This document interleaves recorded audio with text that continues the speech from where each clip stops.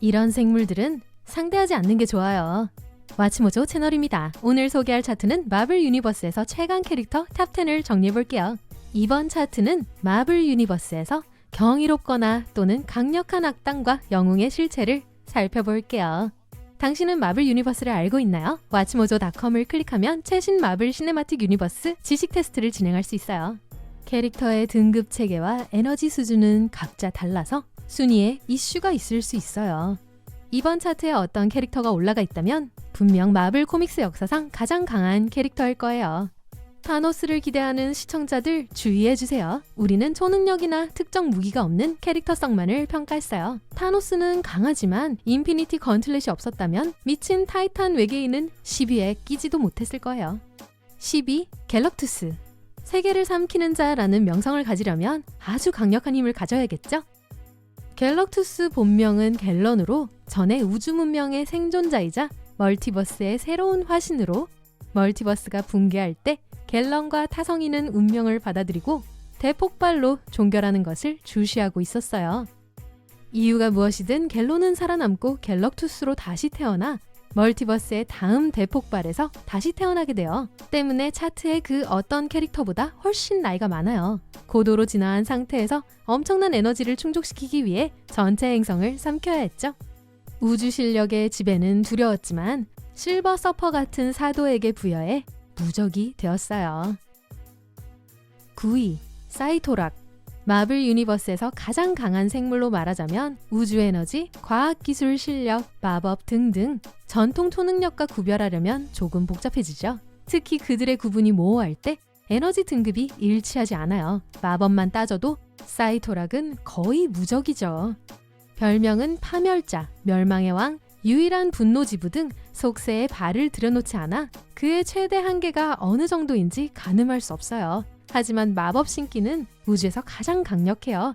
상상할 수 없는 힘을 가진 신마로서 사이토락은 무시할 수가 없고 특히 자신의 영역에서는 상대할 만한 캐릭터가 없어요. 8위 미카보시. 아마스 미카보시는 일본 신화에서 힌트를 받아 창조한 신으로 2006년에 최초로 등장한 마블 유니버스의 새로운 멤버죠. 그래도 사람들에게 깊은 인상을 남겨주었어요. 그는 수십억 년 동안 존재했고 생명이 없는 황폐한 지구에서 혼자 살았다고 전해졌어요. 다른 신들이 이곳에 살기 시작할 때 미카보시는 다른 명부에 추방되었죠. 그런데 악과 혼돈의 신으로서 그는 사악과 혼돈의 씨앗이 세상에 뿌려지길 바라죠. 이론적으로 마블의 신들과 비하면 실력이 비슷해요. 타고난 법력과 어둠의 본성으로 결국 캄피오네가 된 거죠. 혼돈의 왕이라는 별명을 얻은 후 멀티버스의 위협적인 존재가 되어버렸어요. 7위 프랭클린 리처드. 미스터 판타스틱과 인비저블 우먼의 아들이란 타이틀로는 명함도 못 내겠지만 그건 리처드의 복잡한 가족사를 잘 몰라서 하는 말이죠. 판타스틱 4를 창조한 방사선은 리드와 수잔의 아들에게 계속 영향을 주었어요. 그의 변화는 부모를 훨씬 능가했죠. 리처드가 어릴 적부터 이 행성에서 가장 강한 사람이란 것이 발견되었고 선신족은 거대한 우주 능력을 갖춘 종족으로 그들 역시도 언급할 가치가 충분히 있는데 리처드가 오메가 돌연변이를 초과했다고 여기고 일찍 킬럭투스를 노예로 삼아 각종 수단을 이용해 전신족을 죽였어요. 6위 피닉스 포스. 이 우주 실체를 우습게 봐선 안 돼요. 한마디로 이는 생명 본체의 힘이며 창조이자 파멸이라는 것. 영생불멸인 생물체로 누구에게도 충성하지 않으며 숙주에게 세상을 파괴할 수 있는 에너지를 부여하죠. 이는 일종 형태가 있는 원소 파워입니다. 목적은 간단하지만 뜻은 분명하지 않았어요. 그의 임무는 우주에서 정상적으로 작동하지 않는 원소들을 파멸시키고 리셋하는 것으로 당신이 생각하는 대로의 추상적인 사명 때문에 마블 유니버스 영웅들과 갈등이 생깁니다. 시기가 적당하다고 생각되면 언제든지 우주를 리셋할 수 있는데 이것이 바로 우주의 힘이라네요. 5위 죽음의 후작. 다소 이상한 캐릭터지만 저희 말을 끝까지 들으셔야 해요. 본명 클라이드 윈샴 후작은 그의 행성에서 유일한 돌연변이고 실력은 추측할 수 없을 정도로 뛰어났어요. 그의 코믹스를 수거할 때 마블 캐릭터들을 본연의 우주로 끌어들이죠. 마블의 메인 우주에 포함되었는데 그의 현실을 조정하는 거대한 힘은 이곳에서 통제 가능해졌지만 불행한 것은 미래에 그가 깨어난 거예요. 그는 막강한 힘으로 평생 우주만 파멸하고 다녔어요. 과거에서 온 자신 때문에 능력이 쇠약해지며 닥터 둠의 손에 죽음을 맞는데 하지만 생전 죽음의 후작은 멀티버스의 모든 생명을 파멸하는 능력을 가졌다는 이유로 마블 우주에서 가장 치명적인 생물이 되었어요. 4위, 이터니티. 4위부터는 마블 유니버스 중 능력 가늠이 불가한 최강 레벨의 캐릭터예요. 만약 설명이 애매했다면 먼저 죄송하다고 말하고 싶어요. 이터니티는 멀티버스에서 모든 형태의 화신으로 멀티버스가 종결될 때마다 이터니티는 우주의 화신으로 환생했어요. 이터니티도 시간과 현실의 구상화로 볼 수 있어요. 그의 반쪽은 무한이며 존재의 무한한 가능성을 보여주죠.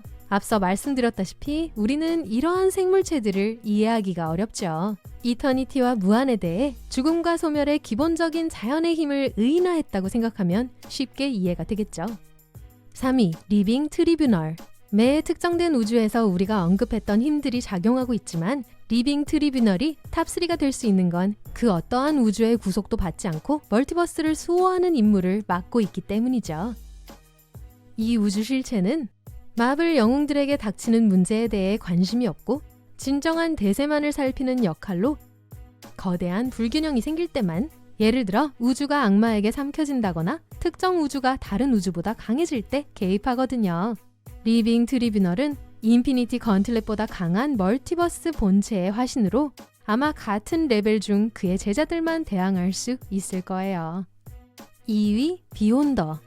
비욘더는 비욘더 종족 출신이에요.